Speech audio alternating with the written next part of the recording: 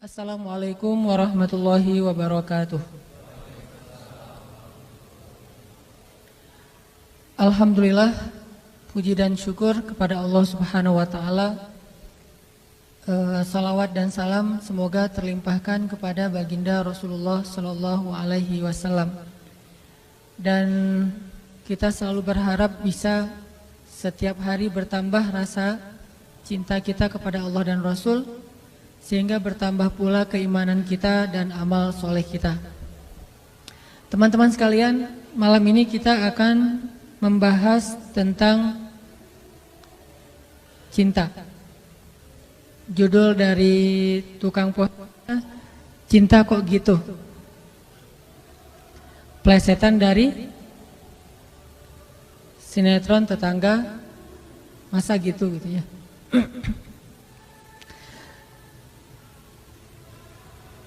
Pernah ngerasa kapok nggak dengan cinta?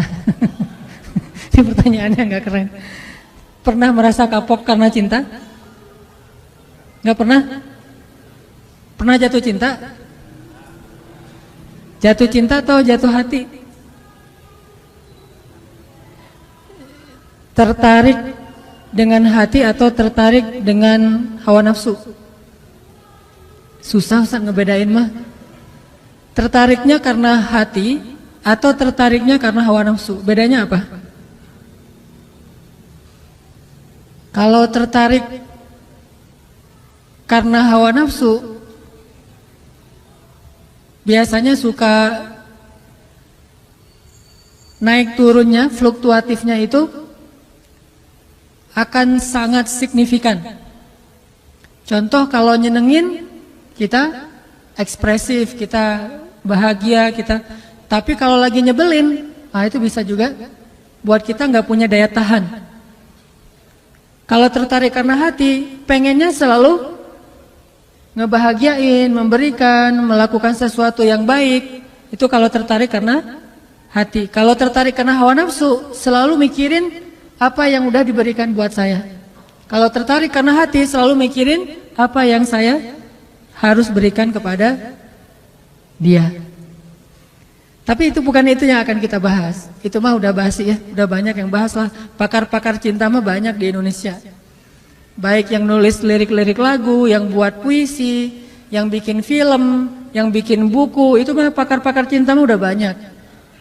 Walaupun banyak juga yang pakar cinta gagal dalam urusan cinta. Saya kepengen bahas malam ini tentang satu bentuk cinta yang makin bertambah cinta itu makin tough. Makin bertambah rasa cinta itu kita makin kuat kesabarannya. Makin bertambah rasa cinta itu kita makin jujur dan tulus dalam berbuat kebaikan. Makin bertambah rasa cinta itu kita makin bermanfaat buat orang banyak. Makin bertambah rasa cinta itu kita makin berani berkorban. Makin bertambah rasa cinta itu kita semakin khusyuk dalam sholatnya. Pernah nggak ngerasain gara-gara cinta sholat nggak khusyuk? Pernah nggak? Gara-gara lagi mikirin tentang seorang laki-laki atau tentang seorang perempuan, sholat jadi nggak khusyuk. Pernah nggak yang di bawah sini nih, yang di lantai 1, gara-gara mikirin laki-laki jadi nggak khusyuk sholat? Pernah? Bahaya kalau pernah. Pernah nggak gara-gara mikirin cewek, ada satu sosok wanita yang kita banget, terus jadi nggak khusyuk sholat? Malu-malu? Kalau saya sih pernah, malah sering. Gara-gara mikirin perasaan kepada seorang cewek, jadi nggak nyaman sholatnya nih. Gara-gara habis ngelihat foto cewek, jadi nggak nyaman sholatnya. Saya mah sering banget kayak gitu. Dan cewek itu adalah istri saya sendiri. Kan enak ya, nggak perlu malu-malu. Makanya nikah. Gara-gara lagi ada masalah sama cewek yang kita sayangin, sholatnya nggak khusyuk. Malah agak-agak terkesan tell me gitu. Pas orang ngomong kita ya, tapi kita nggak konsen, lagi mikirin yang lain. Kenapa makin besar rasa cinta kita kepada seseorang itu kalau terganggu sedikit, buat kita nggak khusyuk di dalam sholat. Bahkan semakin besar dan menggebu-gebunya perasaan kita kepada seseorang yang belum halal, malah buat kita nggak khusyuk dalam sholat. Saya nggak percaya kalau ada orang yang bilang sejak ketemu dia saya jadi lebih khusyuk dalam sholat, bisa tahajud. Ini namanya talbis. Tahu talbis? Talbis itu kalau dalam bahasa kita tipu daya iblis.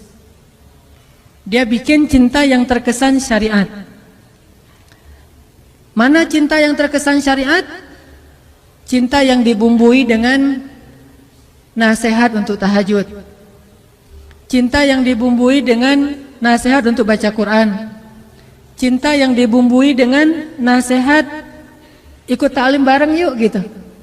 Nunggu di mana? Di persimpangan itu. Saya nggak bawa kendaraan, ya udah bareng aja. Masih mending kalau naik motor kelihatan orang, kalau naik mobil nggak kelihatan siapa-siapa. Belum lagi kaca-kacanya itu pada anti sensor ya. Nah ini awalnya sih pengen ikut taklim, pengen bangunin tahajud, tilawah Al-Quran. Udah sampai juz mana?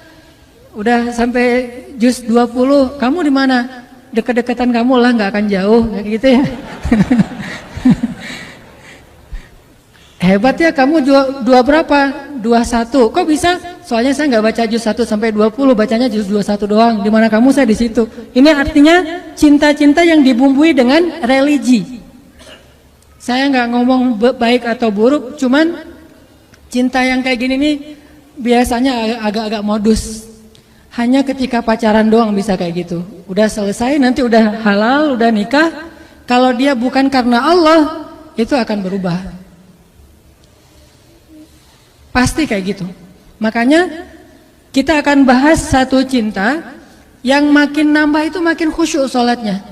Yang makin nambah cinta itu makin buat kita bersemangat beramal soleh. Yang makin nambah cinta itu buat kita semakin istiqomah. Yuk kita baca Al-Quran dulu. Coba teman-teman buka surat At-Taubah ayat 24. Surat At-Taubah ayat 24.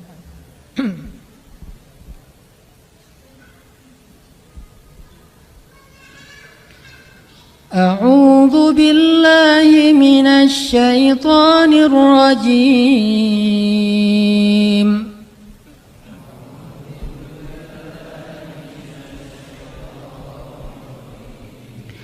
Qul in kana aba'ukum wa abna'ukum wa ikhwanukum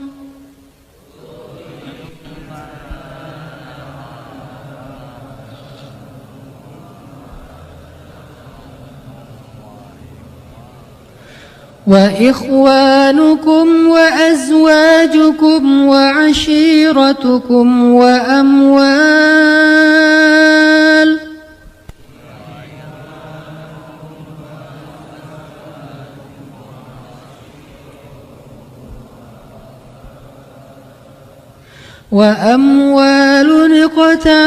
اقترفتموها وتجارة تخشون كسادها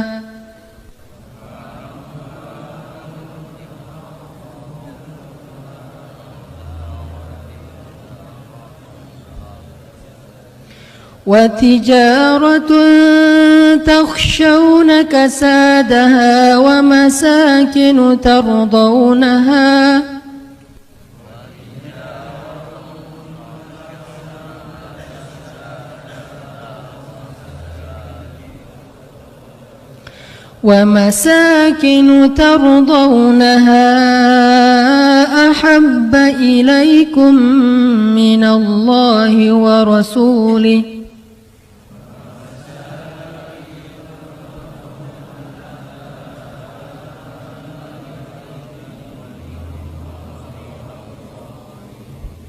أحب إليكم من الله ورسوله وجهاد في سبيله فتربصوا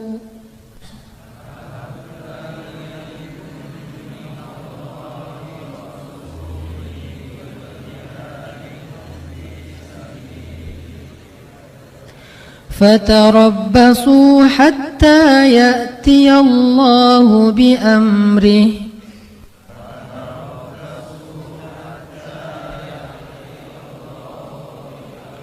والله لا يهدي القوم الفاسقين.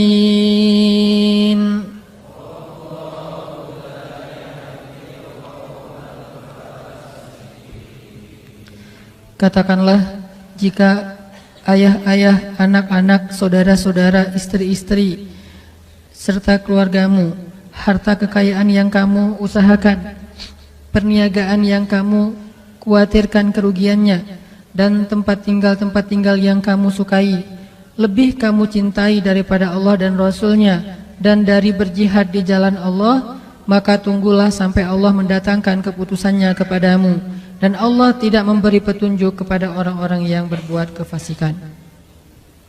Shadaqallahul azim. Teman-teman yang dirahmati Allah Subhanahu wa taala, ayat ini menjelaskan kepada kita tentang resiko kalau kita mencintai sesuatu melebihi cinta kepada Allah dan Rasul. Pokoknya kata Allah di sini, nggak mungkin kalian akan bahagia kalau kalian mencintai sesuatu melebihi cinta kalian kepada Allah dan Rasul. Gak mungkin kalian akan dapat apa yang kalian inginkan kalau kalian mencintai seseorang atau sesuatu melebihi cinta kalian kepada Allah dan Rasul. Itu gak mungkin.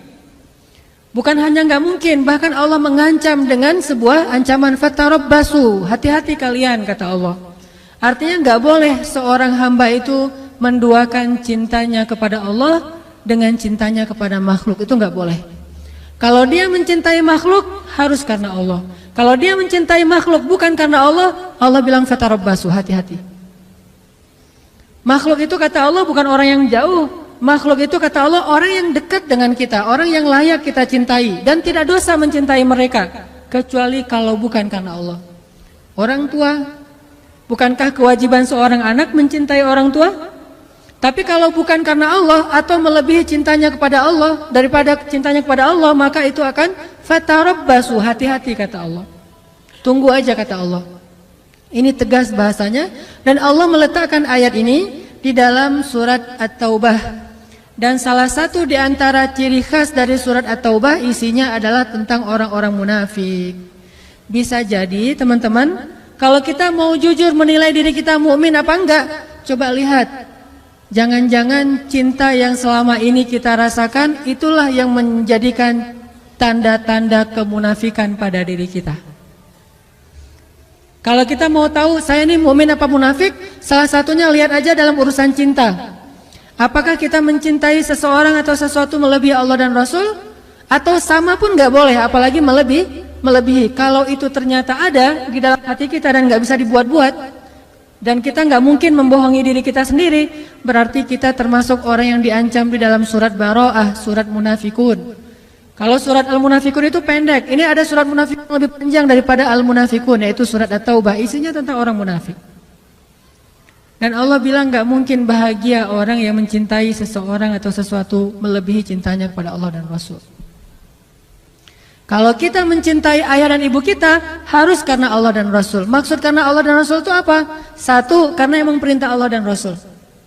Kalau perintah Allah untuk tidak mencintainya, maka kita tidak mencintainya.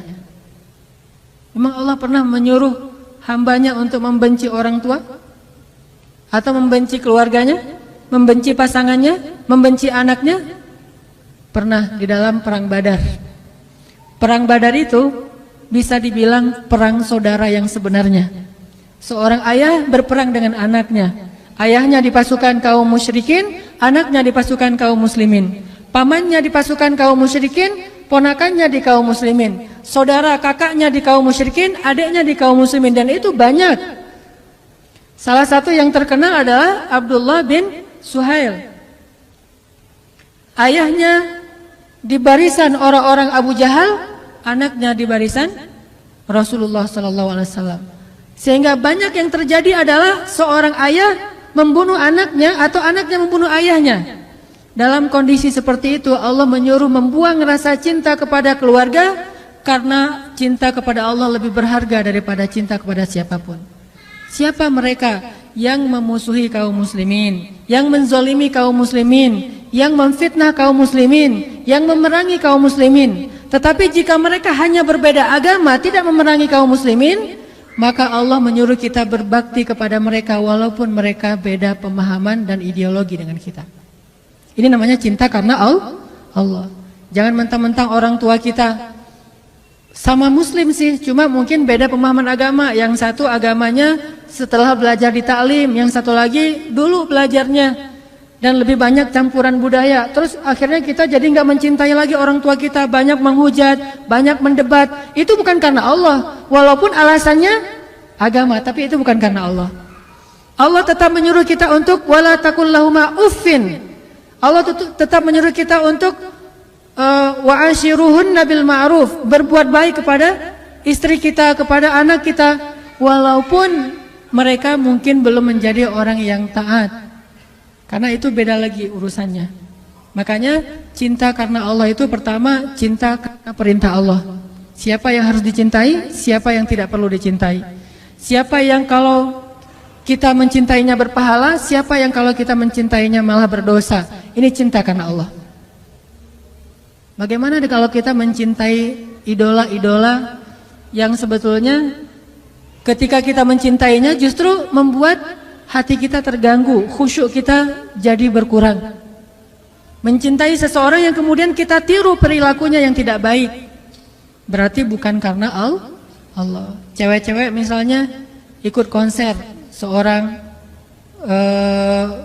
penyanyi yang keren, terkenal, lagi ngetop, udah gitu seksi lagi, suaranya bagus, suaranya tuh berat banget, kalau lagi main gitar tuh keren banget.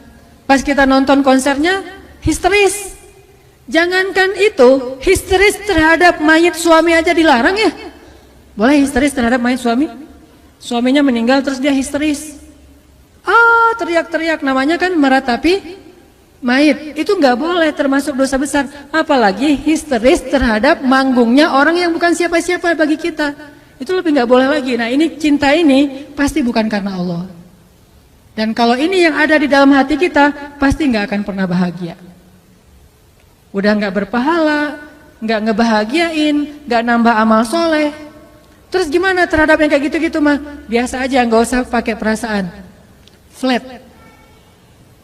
Kalau mau menikmati hiburan pun nikmatin aja, tapi nggak usah baper, nggak usah sampai nangis habis-habisan di bandara gara-gara nungguin Justin Bieber datang. Pas datang ternyata dia ngambil jalur lain, dia nangis-nangis. Sudah seharian saya itikaf di bandara nggak ketemu. Yang laki-laki juga kayak gitu. Artinya itu udah baper, udah mulai pakai perasaan, dan perasaan itu pasti akan mengganggu kekhusyuan kita dalam ibadah kepada Allah. Gak akan bahagia kalau kayak gitu. Yang terjadi sekarang banyak kaum muslimin cintanya bukan lagi karena Allah. Dia tidak mencintai orang tuanya, padahal Allah menyuruh dia mencintai orang tuanya. Dia tidak lagi mencintai ulama, ngefans sama ulama, padahal Allah menyuruh dia mencintai ulama. Wa kunu ma'as shadiqin, kata Allah, dan tetaplah kamu, jadilah kamu, bersamalah kamu dengan orang-orang yang salih. Dia tidak lagi menjadikan para sahabat sebagai idolanya. Ini bukan karena cinta karena Allah.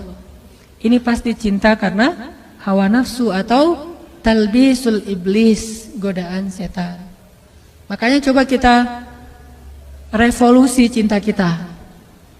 Revolusi cinta. Dari cinta yang karena hawa nafsu, karena hiburan, karena keren menurut kita, menjadi cinta karena Allah. Tapi tetap bisa menikmati hiburan, kekerenan, segala macam yang sifatnya masih mubah, silakan dinikmati. Tetapi jangan pakai perasaan, karena itu berbahaya.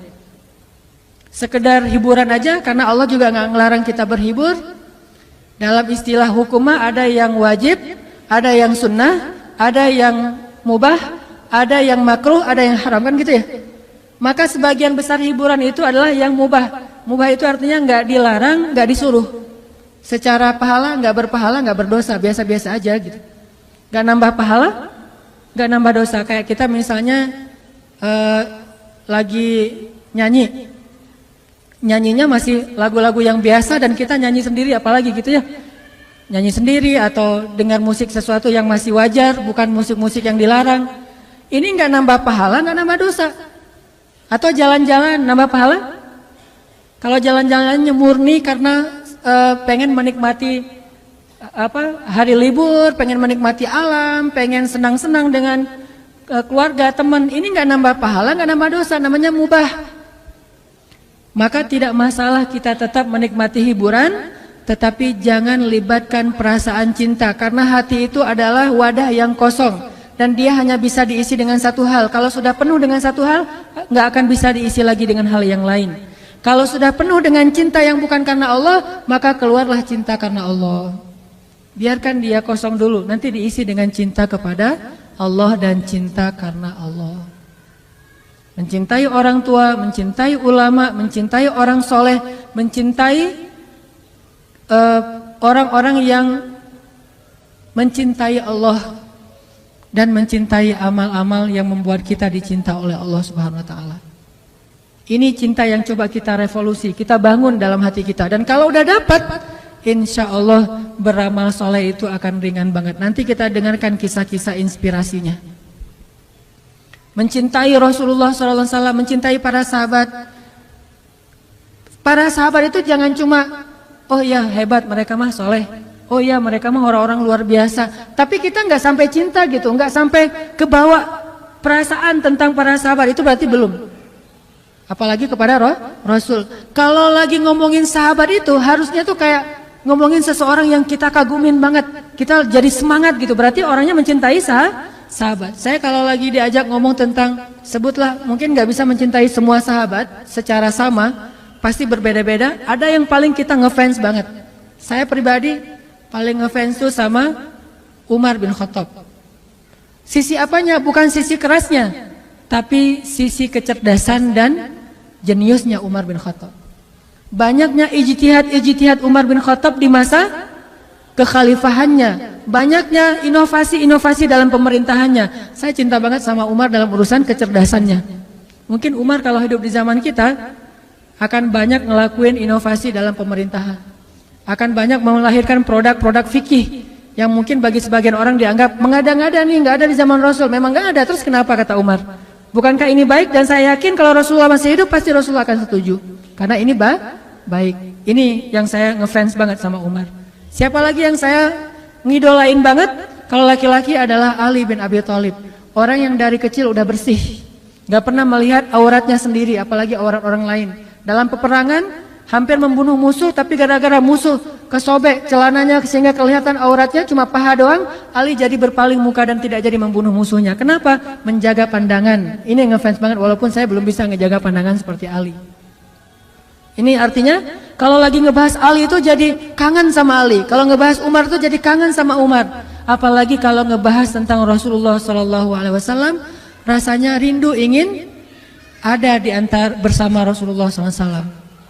Pernah mimpi ketemu Rasul? Berbahagialah teman-teman kalau yang pernah bermimpi ketemu Rasul. Walaupun kita nggak akan pernah ingat wajah Rasul, karena mustahil orang mengingat wajah Rasulullah kalau hanya ketemu dalam mimpi, mustahil. Kalau ada yang mimpi ketemu Rasul terus bisa menggambarkan sketsa wajah Rasul, itu adalah bisikan syaitan. Kalau mimpi ketemu Rasul, ketemu sih, cuma lupa wajahnya kayak gimana. Kata Nabi, siapa yang melihat aku dalam mimpi, maka dia seperti melihat aku dalam kenyataan. Siapa yang melihat Rasulullah dalam mimpi, berarti dia seperti melihat Rasulullah dalam kenyataan. Benar-benar ketemu dengan Rasulullah, seolah-olah dia menjadi salah satu di antara golongan sahabat Nabi. Siapa yang tidak bahagia masuk dalam golongan sahabat Nabi? Gimana caranya? Mimpi ketemu Rasul, dan itu nggak bisa dibuat-buat. Kalau nggak cinta, nggak mungkin mimpi. Saking cintanya, jadi kebawa mimpi. Dan itu butuh doa, butuh cinta, butuh usaha, butuh pengorbanan, sehingga nanti Allah akan memberikan kita hadiah mimpi ketemu Rasulullah SAW. Saya dulu pernah waktu kecil banget sebelum saya sering ikut musabaqah mimpi ketemu Rasul. Terus Nabi bilang gini, dia panggil nama saya, tapi nama itu ada di KTP bukan nama yang Hanan Ataki ya. Cari aja nanti nama aslinya. Dia manggil Fulan, gitu. Fulan, kamu mah kalau bahasa kita, kamu jangan tinggalkan Al-Quran, peganglah Al-Quran, kata beliau. Udah gitu saya belajar Al-Quran jadi juara musabaqah. Ke bawahnya tuh ke juara musabaqah. Pas saya udah mulai agak-agak gede, udah remaja, mulai puber dan agak jauh dari Al-Quran, mimpi lagi. Mimpinya masuk surga, tapi surganya gak enak banget. Surganya tuh gelap, surganya itu gak ada lampu.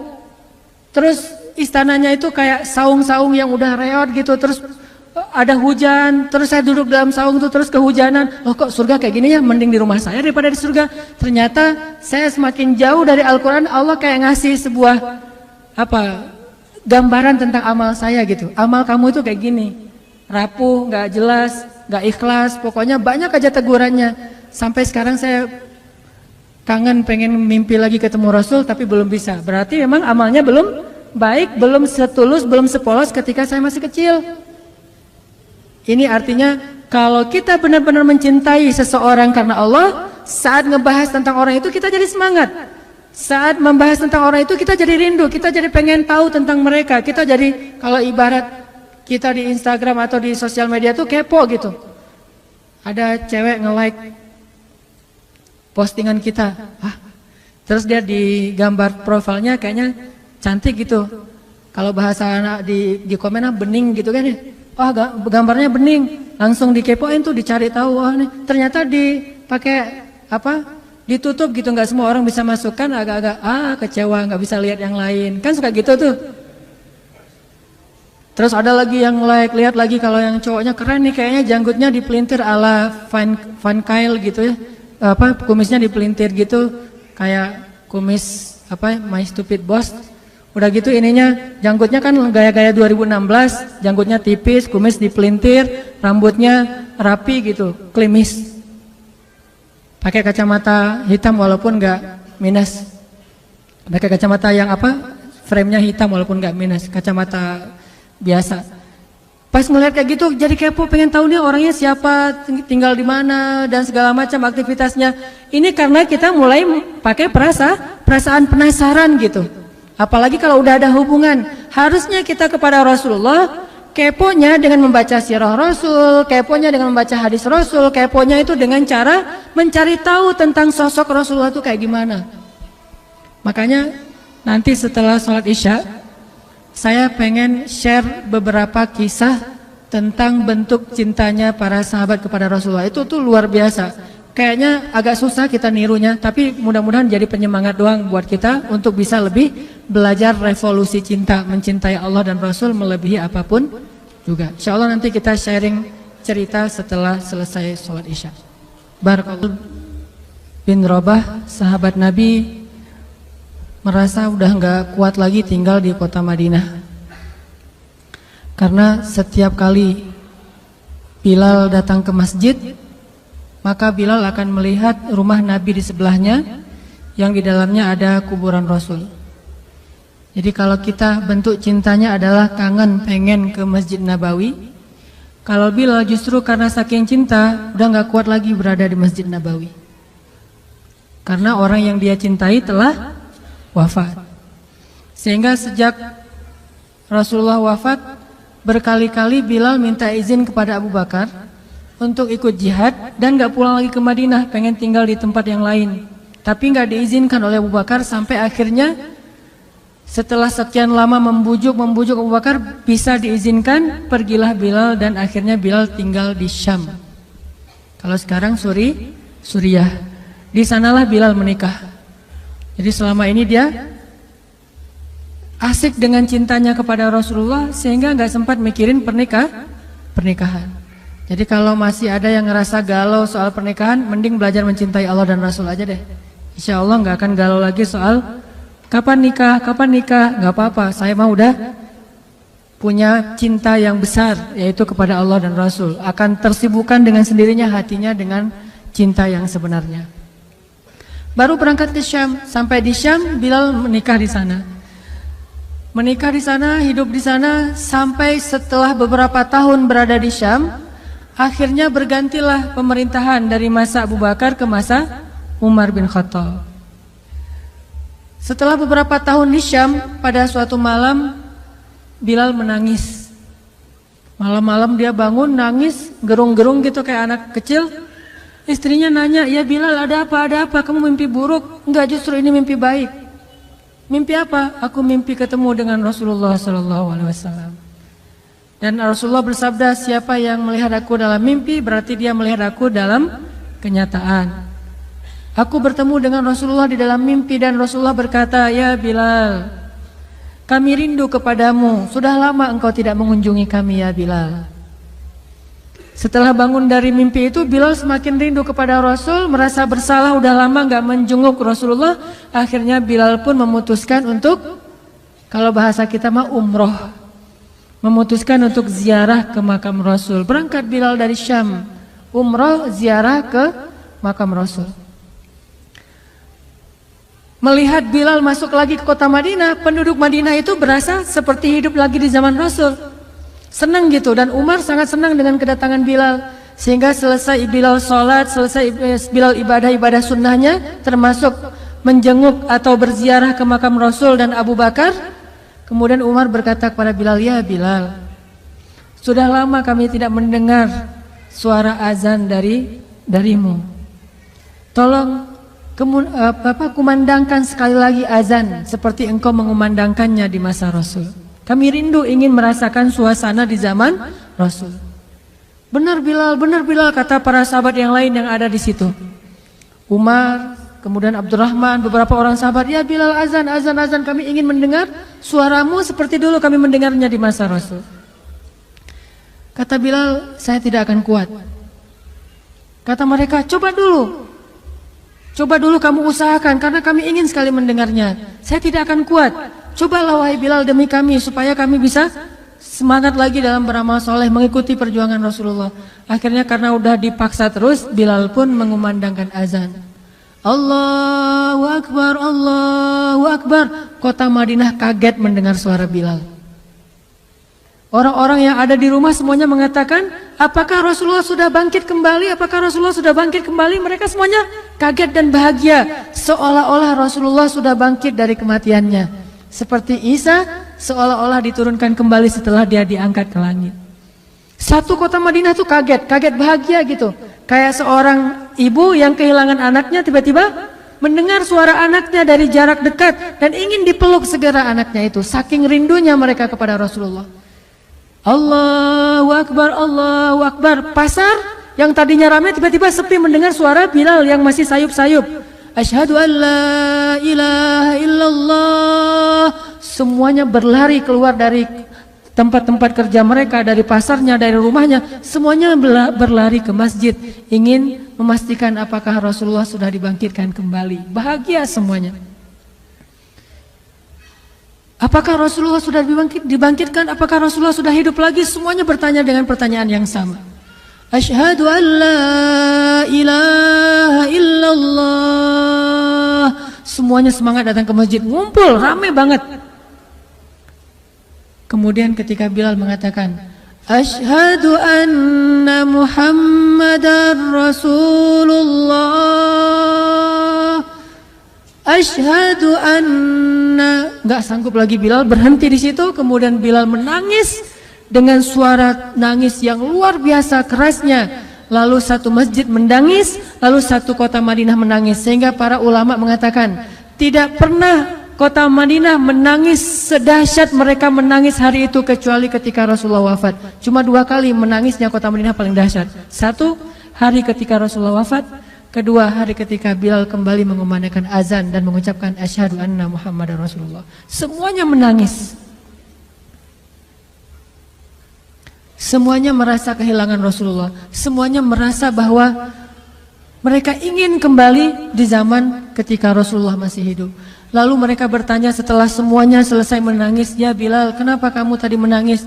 Kata Bilal, "Dulu biasanya kalau saya selesai mengumandangkan azan, saya akan datang ke hujrahnya Rasul. Hujrah Rasulullah itu kamarnya Rasul, rumah kecilnya Rasul. Selesai azan saya akan datang ke rumahnya Rasulullah dan memanggil, ya Rasulullah, as-salah, as-salah. Rasulullah nggak keluar sampai mendengar suara Bilal memanggil beliau secara khusus. Udah selesai azan, Bilal manggil Rasul, ya Rasulullah, as-salah, as-salah. Baru Rasulullah keluar dengan wajah berseri-seri. Sekarang bagaimana saya akan memanggil Rasulullah sedangkan Rasulullah sudah bersama kekasihnya yaitu Allah Subhanahu wa taala.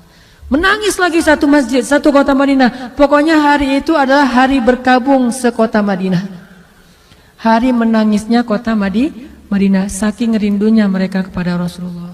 Bagaimana dengan kita ketika mendengar suara azan dan muazin mengucapkan nama Rasulullah sallallahu alaihi wasallam?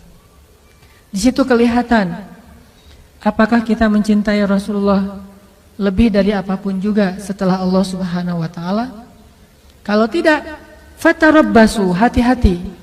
Kalau tidak, fatarabbasu, tunggu aja. Na'udzubillah min dzalik, berarti masih ada kemunafikan dalam hati kita. Bagaimana kita, apakah hati kita merasa gemetar, bergetar ketika kita mendengar suara seseorang mengatakan Muhammad sallallahu alaihi wasallam, Rasulullah sallallahu alaihi wasallam? Apakah hati kita bergetar seperti bergetarnya hati seorang kekasih ketika mendengar suara kekasihnya, nama kekasihnya disebutkan? Kalau yang pernah jatuh cinta banget, jatuh cinta berat, pasti tahu banget gimana rasanya ketika ada seseorang yang menyebutkan nama orang yang dia cintai. Pasti berubah suasana perasaannya, hatinya, ekspresi wajahnya, itu pasti. Kalau yang pernah merasakan cinta berat. Kalau yang belum pernah, ya tanya aja ke yang udah pernah. Itu pasti tuh. Namanya misalnya ditulis di mana? Saya pernah ya, pas saya lagi umroh, di hotel itu ada satu gate, nama gate-nya itu nama istri saya. Langsung saya fotoin, cekrek. Langsung saya send ke istri saya, ini nama kamu ada di gate yang masuk ke masjid. Namanya ada di gate salah satu hotel di Mekah. Pas saya baca itu kayak ada beda gitu dengan membaca gate-gate yang lain. Walaupun ada gate Abdul Aziz, King Fahad atau apa segala macam. Ini ada satu gate bukan di masjid sih. Kalau di masjid keren banget istri saya.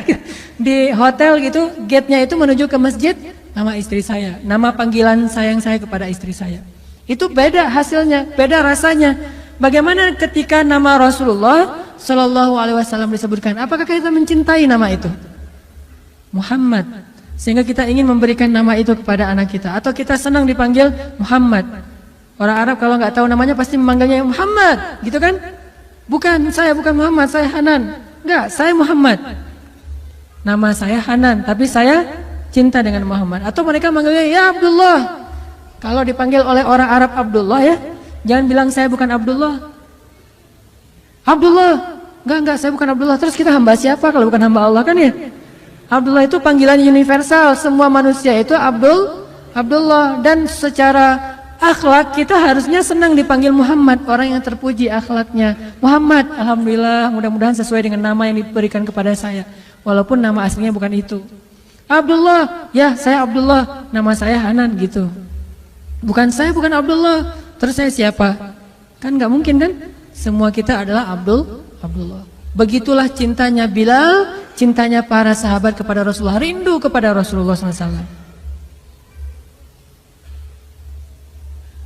Terus bagaimana cara kita sekarang mencintai Rasul sementara Rasulullah sudah nggak ada? Apakah hanya dengan menangis ketika mendengar namanya disebutkan dalam lantunan azan? Ada cara lain. Cara kita mencintai Rasulullah setelah Rasulullah tidak ada adalah mencintai para pewaris-pewaris Rasul. Al-ulama warasatul anbiya. Pewaris Rasulullah itu adalah para pembawa risalah dakwah dan para ulama. Ulamaul ummah, ulamanya umat kaum muslimin. Saya bukan ulama, saya hanya dai biasa. Dan saya sangat merasa berat jika dipanggil ulama karena nggak pantas banget.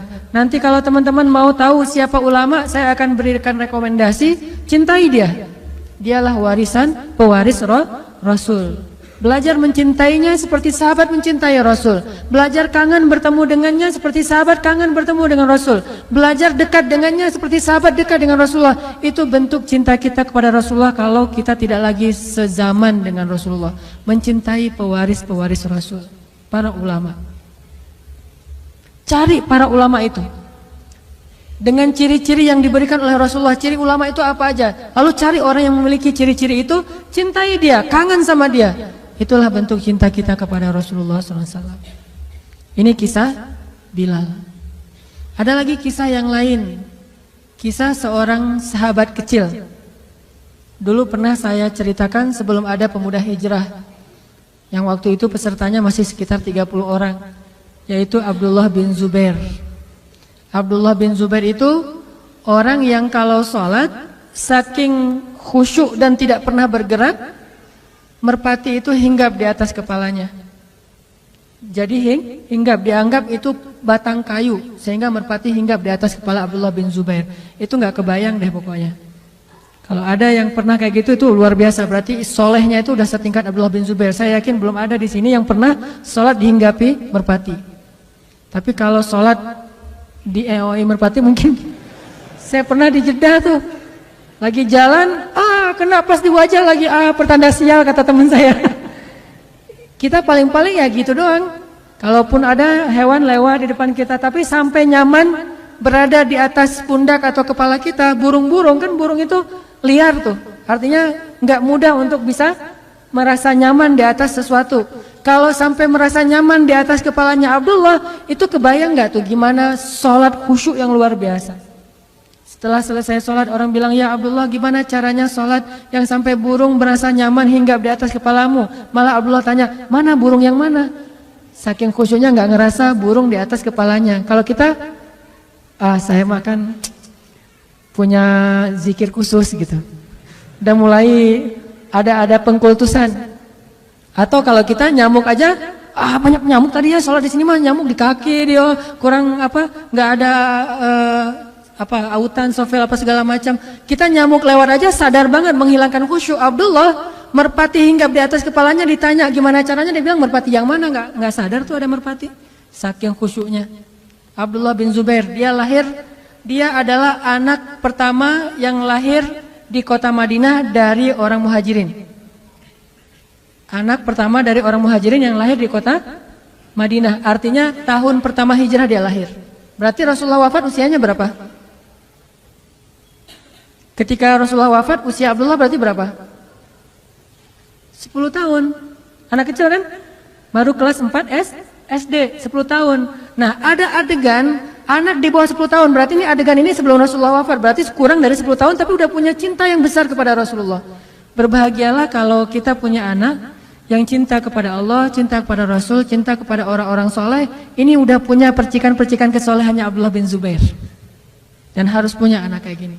Makanya saya kemarin, walaupun saya nggak layak dicintai kayak gitu, tapi saya ngelihat sesuatu yang inspiring dari salah satu anak teman-teman kita di sini, yang dia kangen dengan ustadz yang menurut dia soleh, walaupun kenyataannya nggak soleh. Cuma ya nggak apa-apa lah, husnuzan dia ya mudah-mudahan jadi kenyataan. Dia kangen dengan ustadz itu, pengen ketemu ustadz itu, udah lama gak ketemu. Ini baik. Sama kayak Abdullah bin Zubair yang mencintai Rasulullah SAW. Pasti usianya masih di bawah 10 tahun, karena Rasulullah wafat dia 10 tahun. Gimana bentuk cintanya? Suatu saat Rasulullah sedang bekam, ngeluarin darah. Ketika darahnya udah keluar, Rasulullah bilang ke Abdullah, tolong buang darah ini ke tempat yang gak ada yang lihat, gak ada yang tahu. Oh ya siap ya Rasulullah, sami'na wa ata'na. Ambil darah itu, dia pergi lama, datang-datang senyum-senyum. Kata Rasulullah, kamu buang di mana ya Abdullah? Saya buang ke tempat yang tidak ada yang tahu kecuali saya dan Allah dan saya. Hah? Di mana itu ya Abdullah? Rasulullah curiga, terus Rasulullah tanya, ya Abdullah, kamu telan darahnya, kamu minum? Iya ya Rasulullah. Diminum sama dia coba. Darah Rasul diminum sama anak usia di bawah 10 tahun. Kenapa ya Abdullah? Ya Rasulullah, saya tidak rela setetes darahmu ini dinikmati oleh makhluk yang lain. Saya lebih pengen menikmatinya daripada yang lain. Daripada saya buang dinikmati sama semut segala macam, mending saya ya Rasulullah, karena saya mencintaimu ya Rasulullah. Coba lihat ekspresi anak kecil di zaman Rasul. Ditelan darah Rasulullah, dan darah bekam itu nggak sedikit, bisa 1 labuh tuh. Minimal setengah labu, nelan darah karena saking cintanya. Siapa yang ngajarin? Nggak ada yang ngajarin, itu ekspresi aja. Karena emang dia cinta banget sama Rasulullah, gila dengan cintanya kepada Rasulullah, sampai akhirnya dia minum darah yang kalau bahasa kita darah kotor, tapi Rasulullah nggak punya darah kotor. Diminum sama dia, terus Rasulullah kemudian mengatakan tidak akan dimakan oleh api neraka seseorang yang di dalam tubuhnya ada darah aku, yaitu Abdullah bin Zubair, salah satu yang dijamin tidak akan masuk api neraka. Lalu Rasulullah mendoakan Abdullah bin Zubair, mendoakan khusyuknya sholat, mendoakan syahidnya, sehingga dia meninggal dalam keadaan dibunuh, kemudian jasadnya digantung di Ka'bah. Kan ada tuh adegan di masa seorang penguasa yang sangat zalim, setelah masa Ali bin Abi Thalib, Abdullah bin Zubair dibunuh, kemudian jasadnya digantung di Ka'bah beberapa hari tapi tidak membusuk.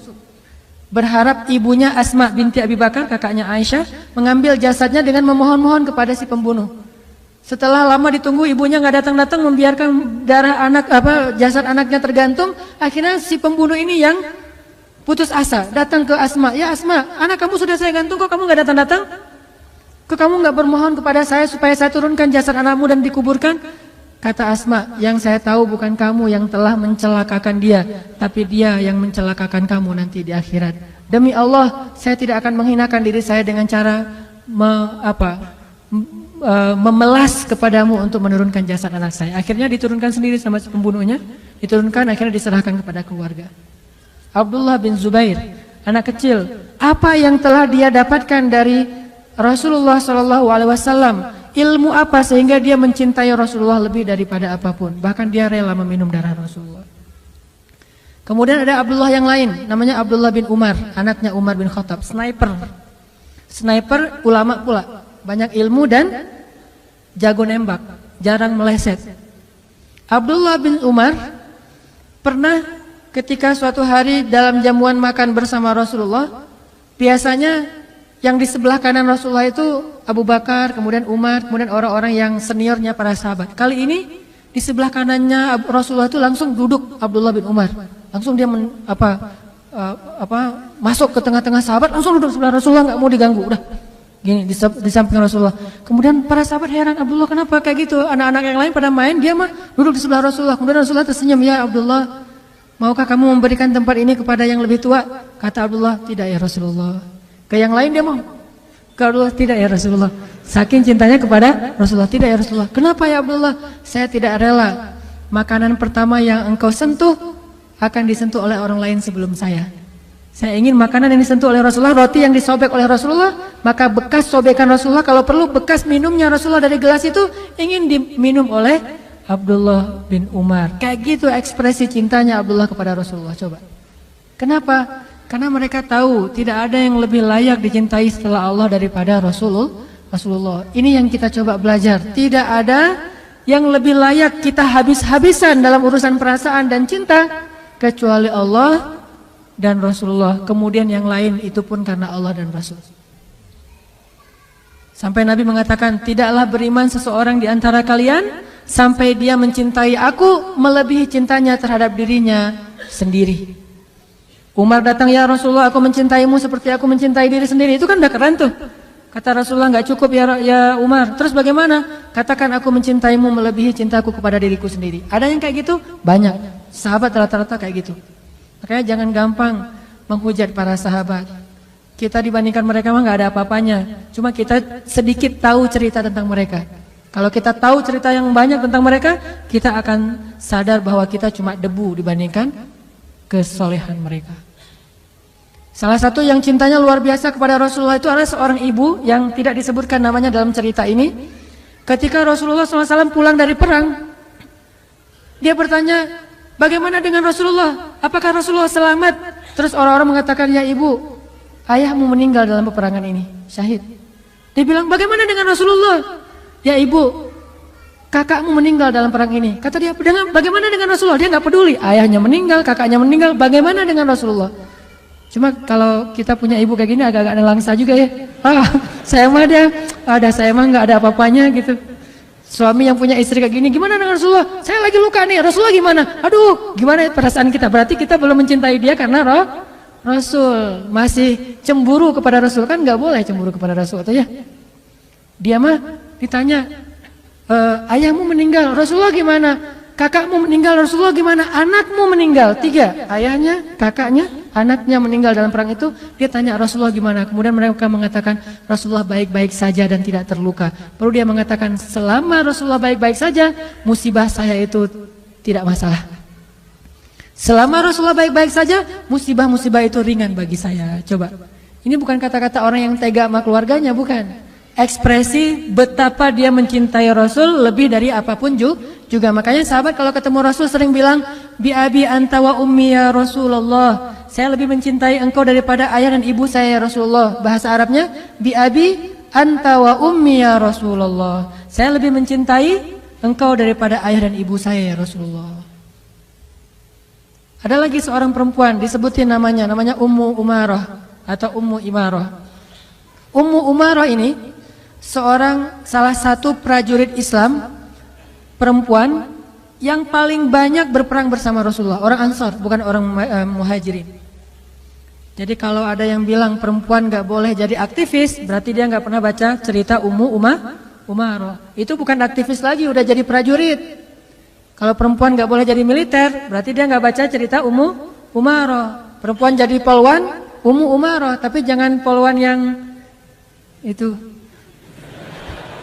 polwan yang Ummu Umarah lah pokoknya ya, yang menjaga keamanan, bukan membawa merusak keamanan hati para pria. Oke, tadi cerita apa? Ummu Umarah. Ada yang bilang nggak boleh perempuan jadi aktivis, perempuan mah di rumah aja. Siapa bilang nggak boleh? Kalau dia bisa menjaga batasan-batasan sebagai seorang muslimah, maka kenapa tidak?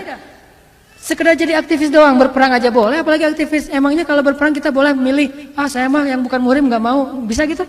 Berperangnya cari yang murim aja, yang dekat-dekatan. Terus kalau ketemu dengan musuh, kamu kan bukan murim saya, nggak usah dekat-dekatan, nggak bisa kan ya? Namanya perang bukan cuma bersentuhan dengan musuh, dengan kulit dengan kulit, bahkan bajunya bisa sobek, jilbabnya bisa kesingkap, namanya orang berperang.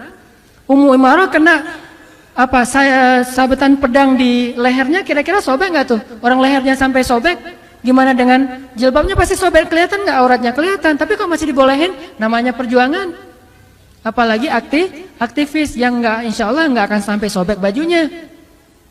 Sekedar mungkin lebih banyak berinteraksi dengan laki-laki, selama masih bisa menjaga diri nggak masalah. Tapi kalau dia mulai muncul fitnah, bahasanya rapat dakwah, rapat aktivis, tetapi ternyata justru jadi ajang untuk gitu-gituan, maka jangan. Nah, Ummu Umarah seorang mujahidah yang paling pemberani. Julukannya apa? Hamraul Asad. Hamraul Asad itu artinya singa merah. Kenapa disebut singa merah? Singa karena dia pemberani, merah karena dia berdarah-darah demi membela Allah dan Rasul. Dalam perang Uhud, ketika kaum muslimin dalam keadaan terpukul mundur, dalam keadaan kacau balau, Rasulullah tinggal sendiri, tidak ada yang melindungi, dan Allah merekam itu di dalam Al-Quran. Ketika kalian pergi dan meninggalkan Rasul di belakang sendiri, siapa yang balik arah dan membela Rasulullah waktu itu? Salah satunya di antara sedikit orang yang balik lagi untuk melindungi Rasulullah adalah Ummu Umarah. Melindunginya gimana? Dia nggak punya pedang karena pedangnya udah jatuh. Dia lari bersama semua pasukan yang jumlahnya 700 orang, udah lari, pedang udah jatuh, tombak udah jatuh. Mereka secara spontan lari semuanya naik ke atas bukit. Tiba-tiba Ummu Umarah ingat, Rasulullah gimana? Rasulullah gimana? Lihat ke belakang, Rasulullah tinggal sendiri di antara musuh. Langsung balik lagi, nggak mikirin tentang apakah dia siap apa enggak dengan senjatanya. Balik. Ketika musuh menebas Rasulullah, dia tahan pakai badannya. Dia nggak punya senjata untuk nahan pedang musuh, sehingga ketika musuh mau menebas Rasulullah, daripada Rasulullah yang kena tebasan pedang dan nanti bisa membahayakan nyawa Rasul, dia tahan dengan badannya. Dia langsung pasang badan, kena badannya. Setiap kali kena badannya, dia ngelihat Rasulullah tidak apa-apa, dia bahagia. Kemudian dilempar tombak oleh musuh, dia tahan lagi dengan badannya, sehingga di tubuhnya ada lebih dari 20 luka bekas tombak, panah, dan sayatan pedang demi menjaga dan melindungi Rasulullah. Gimana kira-kira? Kena pedang itu kan beda dengan cuma kegores sama pisau ya. Itu pedang beneran, pedang yang diasah, pedang baja. Jadi jangan dibayangin gitu doang. Ngerasain sendiri deh. itu susah gitu. Kalau kita cuma baca sejarah sekilas doang kita nggak akan menghayati. Makanya kalau baca sejarah hayatin dulu baru tahu gimana perjuangan mereka, itu luar biasa. Kalau kena peluru meninggal oke. Kalau kena pedang kan nggak meninggal, tanggung kan ya. Sakit tapi nggak mati gitu. Kalau kena peluru sakit langsung mati. Nggak tahu sih kalau yang benar nggak gitu, matinya udah nggak sakit. Katanya kalau udah mati nggak sakit lagi, jadi udah selesai gitu. Tapi kalau kena pedang sampai 20 sayatan pedang gimana tuh rasanya tuh? Sobek seluruh tubuhnya, termasuk yang paling parah itu bagian lehernya. Dia tahan lehernya. Mungkin kalau kita pertama banget, pas Rasulullah mau kena, kita tahan, oke lah karena belum tahu rasanya gitu ya. Wah saya tahan deh pakai tubuh saya deh. Oh ternyata sakit, oh nggak jadi deh. Kan bisa aja gitu. Ini enggak 20 kali, berarti kan benar-benar rela banget dia mati demi Rasulullah. Kalau sekali doang mungkin masih orang nekat lah gitu. Orang nekat sekali kena, yang kedua udah nggak berani karena emang ternyata sakit banget. Tapi ini 20 kali, perempuan lagi tuh. 20 kali menahan serangan musuh dengan tubuhnya sendiri sampai kemudian dia ditandu untuk pulang, nggak bisa jalan lagi, udah babak belur. Rasulullah juga kena tombak. Di antara yang waktu itu ngelindungi Rasulullah itu adalah Ukasyah. Kemudian makanya Ukasyah itu masuk surga satu di antara 70.000 orang tanpa hisab. Kemudian Abu Bakar, kalau perempuan itu Ummu Umarah. Pas pulang Rasulullah dirawat, Ummu Umarah dirawat. Karena dia perempuan, dirawatnya berbeda dengan laki-laki, punya tenda sendiri. Lagi dirawat, lagi diperban, lagi dijahit, bekas luka-lukanya yang udah sobek kayak gitu, lagi dijahit nih. Dan orang dulu nggak pakai bius kalau ngejahit, kalau sekarang udah pakai bius masih teriak-teriak. Ya saya kemarin mau di opname di rumah sakit itu, ternyata sakit juga ya kena. Apalagi ternyata pembuluh darah saya kecil. Jadi pas susternya nyari-nyari pembuluh darah saya itu ternyata salah, bukan pembuluh darah, kulit, digini-giniin. Saya teriak-teriak di rumah sakit. Itu Pak Bejo ngelihat. Pas saya lagi teriak, pas ada yang ngunjungin lagi tuh. Jadi malu-maluin. Ternyata Ustadz teriak juga kalau lagi sakit. Baru jarum doang udah teriak-teriak. Soalnya digini-giniin di bawah kulit saya. Udah gitu infusnya dialirkan, ternyata nggak masuk ke dalam pembuluh darah, malah masuk ke bawah kulit. Kulit saya jadi bengkak gitu. Ini kenapa nih suster? Salah Pak, ternyata nggak masuk pembuluh darah. Tarik lagi. Berkali-kali loh. Pelajarannya harus olahraga biar pembuluh darahnya gede. Saya karena kurang olahraga di tangan, olahraga di yang bagian lain. Jadi akhirnya pembuluh darah saya kecil. Olahraganya kaki gitu ya.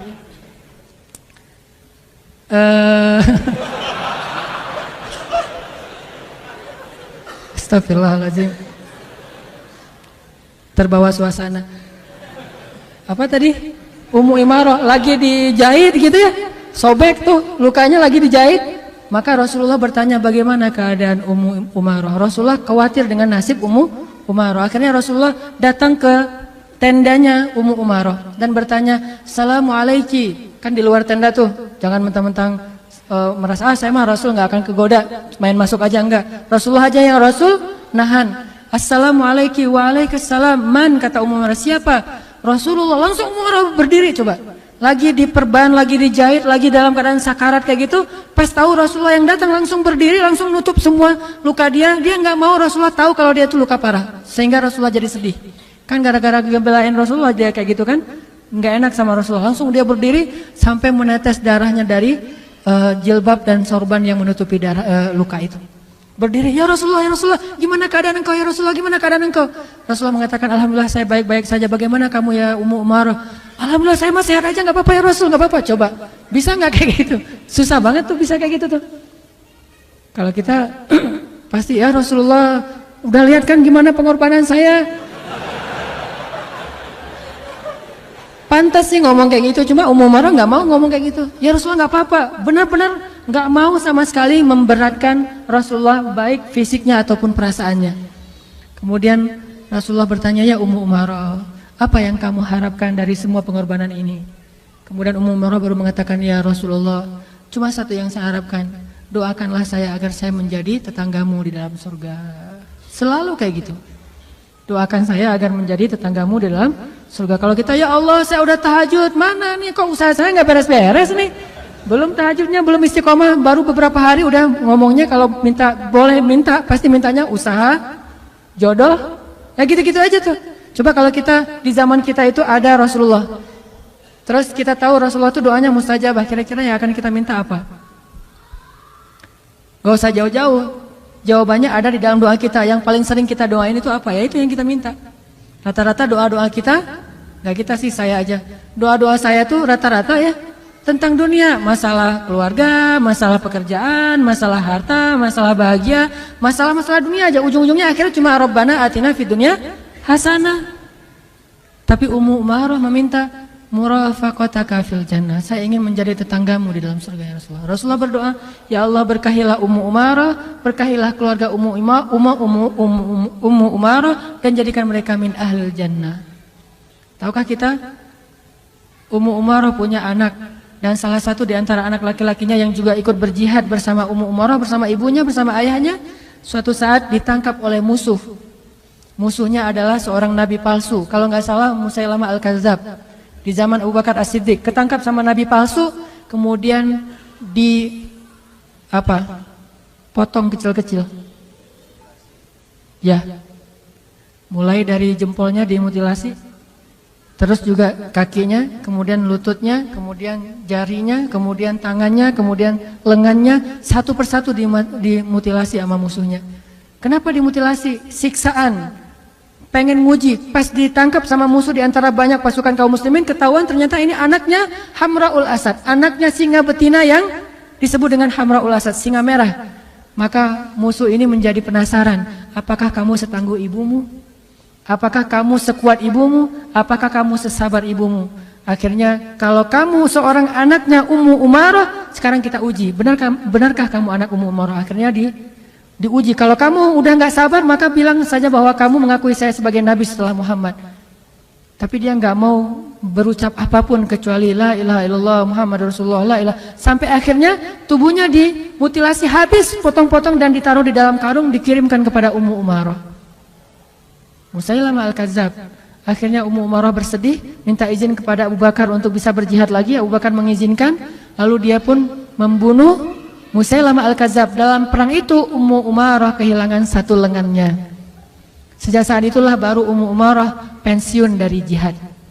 Karena lengannya sudah hilang satu, kepotong dalam peperangan. Ini orang luar biasa. Kalau di zaman dulu mungkin ada istilah cunyadin, orang-orang yang kayak gitu yang hidupnya di medan perang. Setelah dia tangannya kepotong, udah nggak bisa berjihad lagi, dia sedih. Dia katakan, ya Rasulullah, betapa rindunya aku kepadamu ya Rasulullah. Betapa rindu aku kepadamu, nangis setiap hari sampai akhir hayatnya dia meninggal dalam keadaan tersenyum karena berpikir insya Allah sebentar lagi saya akan ketemu dengan kekasih saya Rasulullah SAW. Ummu Umarah.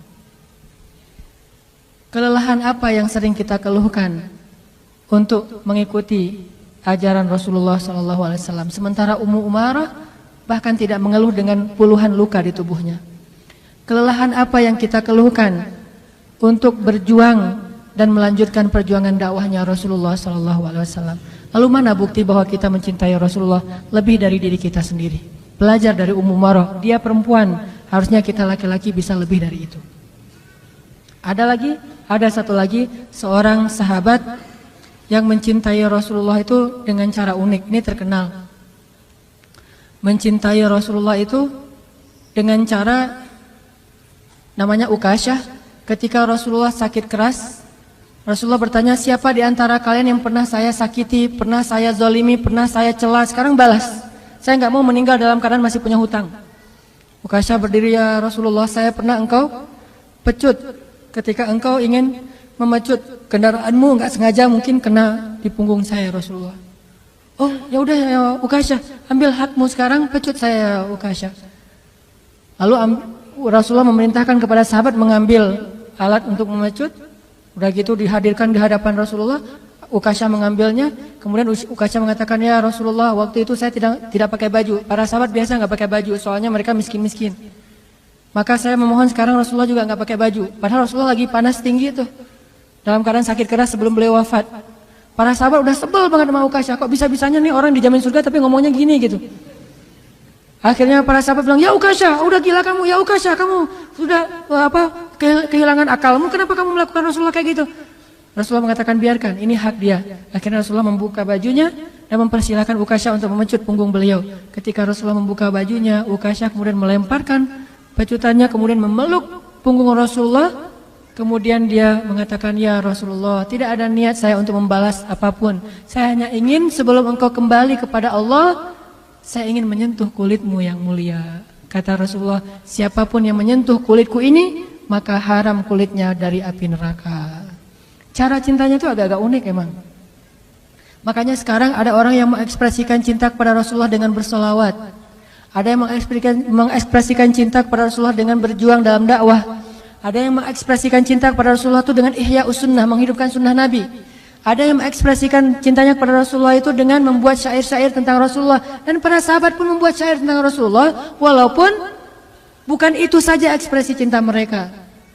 Katakanlah mungkin kalau di Arab itu ada lagu Laukana bainana habib ladanal qasi wal qarib. Seandainya kekasih itu ada di antara kita, pasti semuanya akan nyaman. Kalau di Indonesia ada lagu Rindu kami padamu ya Rasul. Itu ekspresi cinta. Ada yang mengekspresikannya dengan syair-syair yang tidak dinyanyikan tetapi dibacakan. Ada yang mengekspresikannya dengan memperingati Maulid Rasulullah. Ini semuanya ekspresi cinta dan tidak ada batas dalam mengekspresikan cinta. Asal tidak melanggar agama Allah Subhanahu wa taala. Bukankah para sahabat mengekspresikan cintanya tidak diajarkan oleh Rasulullah? Apakah Ukasyah disebut bid'ah dengan cara mengekspresikan cintanya dengan memeluk tubuh Rasulullah? Ya Ukasyah ini bid'ah, saya nggak pernah ngajarin, nggak pernah Rasulullah bilang kayak gitu. Namanya orang mengekspresikan cintanya kan ya. Begitu juga dengan tadi Abdullah bin Zubair meminum darah, bukankah darah itu sesuatu yang haram? Tetapi dia minum dan khusus untuk Rasulullah ada pengecualian dan Rasulullah nggak mengatakan bahwa ini tidak pernah saya ajarkan. Kenapa kamu lakukan wahai Abdullah? Tidak, itu ekspresi cinta selama tidak melanggar syariat. Ekspresikan cinta kita dengan cara-cara yang baik.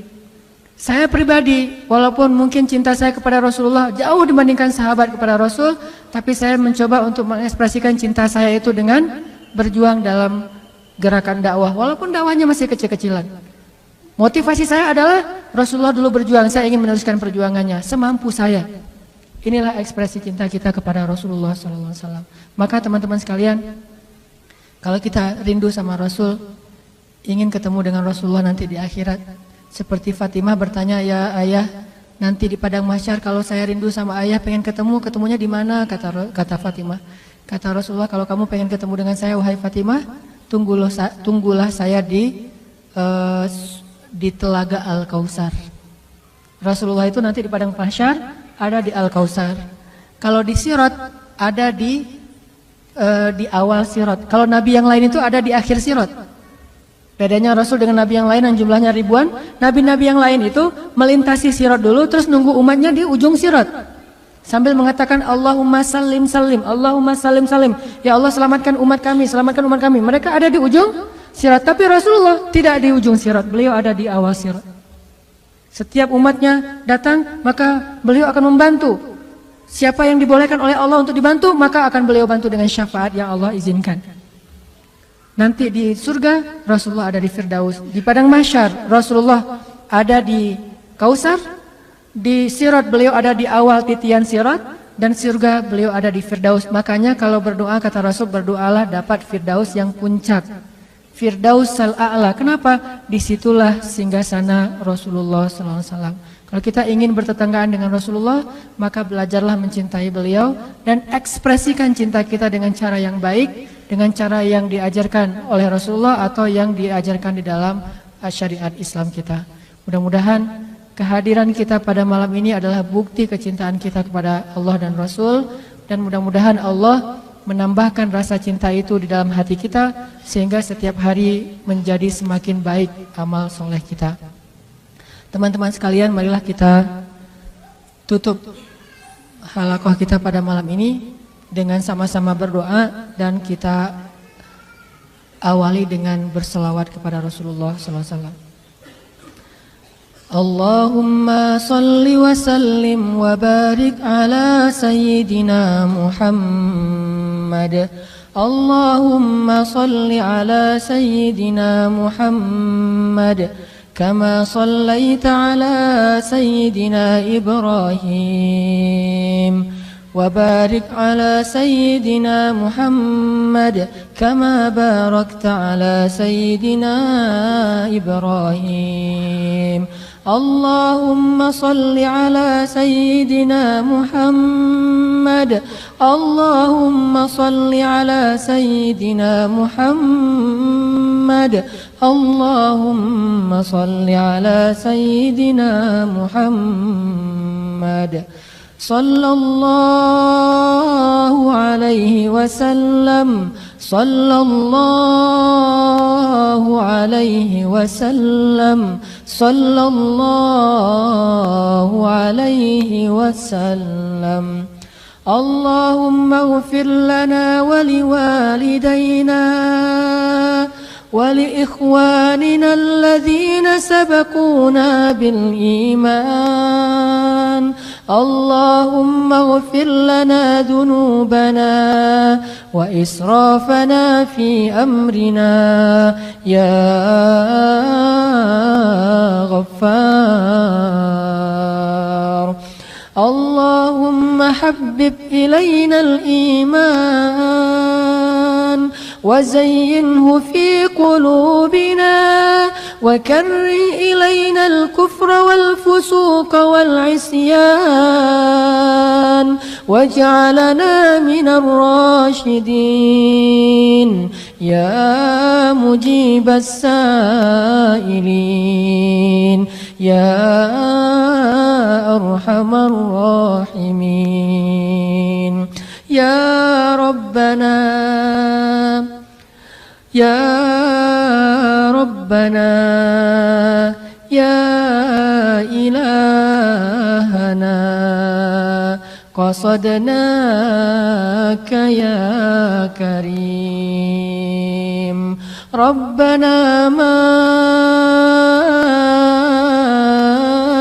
أرحمك ربنا ما أرحمك ربنا ما أكرمك ربنا ما أجودك يا الله يا رب السماوات والأرض يا ربنا يا غفار يا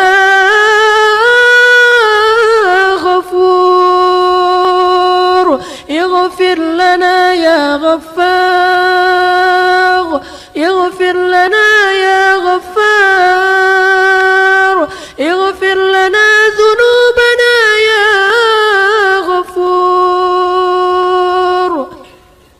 وإن لم تغفر لنا وترحمنا لنكونن من الخاسرين فإن لم تغفر لنا فمن يغفر الذنوب إلا أنت يا الله يا الله يا الله يا الله يا الله يا الله يا الله يا الله أجب دعانا يا الله أجب دعانا يا الله وتقبل منا يا الله قصدناك يا كريم قصدناك يا رحيم قصدناك يا شكور قصدناك يا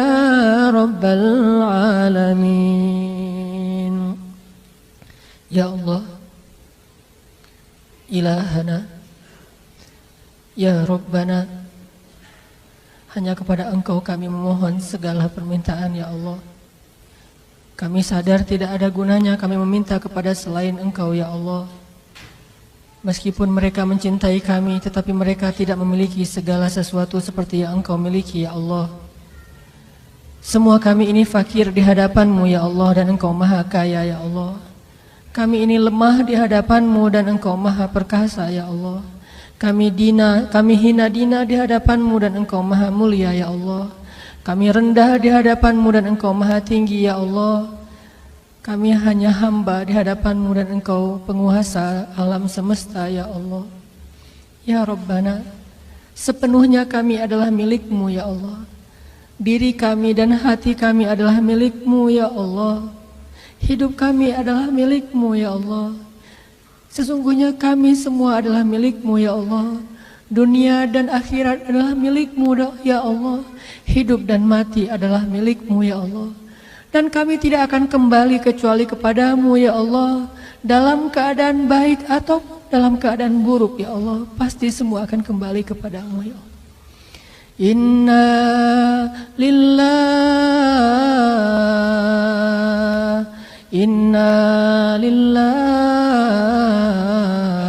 kami semua milik-Mu ya Allah. Wa inna ilaihi raji'un, dan pasti kami semua akan kembali kepadamu. Pasti ya Allah, kami akan kembali kepadamu ya Allah. Tidak ada keraguan sedikit pun, pasti kami akan kembali kepadamu ya Allah. Cepat ataupun lambat, sekarang ataupun nanti, hari ini ataupun esok, ataupun suatu saat, pasti kullu nafsin za'iqatul maut. Semua kami pasti akan merasakan kematian yang pernah dirasakan orang-orang sebelum kami ya Allah. Sesoleh para anbiya pun akan wafat ya Allah. Dan sedurhaka Fir'aun juga akan mati, dan semua dikembalikan kepadamu ya Allah. Kami takut ketika kami kembali kepadamu dalam keadaan kotor ya Allah. Kami takut ketika kami kembali kepadamu Engkau belum menerima taubat-taubat kami ya Allah. Kami takut ketika kami kembali kepadamu, kembalinya kami di hari yang paling celaka dalam hidup kami ya Allah. Kami takut ketika kami kembali kepadamu, kami masih menyimpan sombong di dalam hati kami ya Allah. Sedangkan Rasul-Mu mengatakan tidak akan masuk surga orang yang di dalam hatinya ada kesombongan walaupun sekecil zarah ya Allah. Bersihkanlah hati kami ya Allah. Kami takut kembali kepadamu dalam keadaan su'ul khatimah ya Allah. Ampunkanlah dosa-dosa kami ya Allah. Jika hari ini adalah hari terakhir dalam hidup kami, maafkanlah kekurangan dari amal-amal kami hari ini ya Allah. Dan terimalah taubat kami ya Allah. Jika Ramadan kali ini mungkin adalah Ramadan terakhir bagi kami ya Allah, jadikanlah Ramadan kali ini adalah Ramadan terbaik dalam hidup kami ya Allah. Jangan Engkau biarkan sehari pun berlalu dengan sia-sia ya Allah, karena kami tidak tahu apakah ada kesempatan yang lebih baik daripada Ramadan setelah ini ya Allah. Beri kami hidayah ya Allah, agar kami bisa menggunakan waktu kami sebaik-baiknya ya Allah. Beri kami hidayah ya Allah, agar kami bisa beramal sebanyak mungkin sebelum kami kembali kepadamu ya Allah. Karena harta yang kami kumpulkan tidak lagi bermanfaat bagi kami nanti di akhirat ya Allah. Keluarga yang kami banggakan tidak lagi bisa menolong kami nanti di akhirat ya Allah. Nama besar yang sering membuat kami menjadi sombong tidak lagi bermanfaat bagi kami di akhirat ya Allah. Para pengikut orang-orang yang mengidolakan kami, mereka tidak bisa menolong kami nanti di akhirat ya Allah. Teman-teman yang selama ini mengajak kami bermaksiat, mereka bersenang-senang dengan kami di dunia, tetapi mereka tidak bisa menolong kami nanti di akhirat ya Allah. Hanya amal soleh dan orang-orang soleh yang mampu menolong kami dengan seizin-Mu ya Allah. Jadikan hati kami cinta kepada keimanan dan amal soleh, dan jadikanlah rasa cinta itu indah di dalam hati kami ya Allah. Ya Allah, maafkanlah kami jika kami pernah durhaka kepada orang tua kami ya Allah, dan itu sering kami lakukan ya Allah. Maafkanlah kami jika hati kami masih berat untuk memaafkan kesalahan orang tua kami, padahal kesalahan kami jauh lebih banyak daripada kesalahan mereka kepada kami ya Allah. Maafkanlah kami jika kami pernah durhaka kepada suami kami ya Allah, durhaka kepada istri kami ya Allah, durhaka terhadap anak-anak kami ya Allah, terhadap saudara kami ya Allah. Maafkanlah kami jika kami pernah menzalimi orang lain ya Allah. Maafkanlah kami jika kami pernah mencela orang lain ya Allah. Maafkanlah kami jika kami pernah merampas kehormatan orang lain ya Allah. Astaghfirullah, astaghfirullah, astaghfirullah, astaghfirullah, astaghfirullah, Rabbal baraya, astaghfirullah minal khataya. Ampunkanlah ya Allah dosa-dosa hamba ya Allah. Apalah guna hidup hamba ya Allah jika mati dalam keadaan pendosa ya Allah.